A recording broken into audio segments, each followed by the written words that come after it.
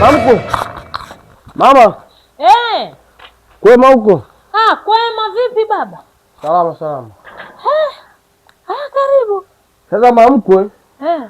Mimi nimekuja mimi natoka tena kwa sababu dunia ile mechi moja ile inachezwa siku 10.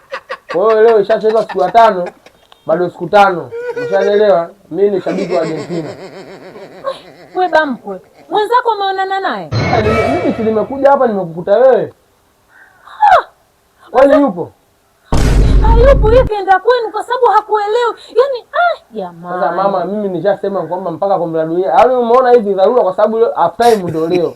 Half time yani ni dakika 10 tu. Kwa hiyo hapa nataka niwahi nirudi. Umeshanielewa? Wewe mapumziko siku hii moja. Kwa hiyo hapa nimekuja haraka hapa nimeachia matumizi nimeongezea kidogo kwa sababu najua yale niwaachia.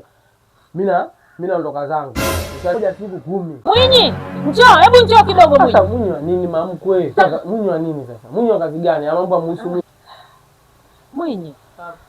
Samani, wewe jana ulisema unaenda kuangalia mpira, alafu hivi nimekuona. Tena wewe uliniambia unaenda kuangalia mpira, ulipita hapa, mbona hivi umerudi?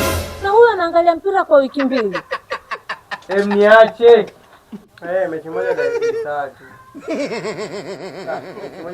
Moja tu acha uongo acha. Wewe na wangu jao usanichomesha wewe.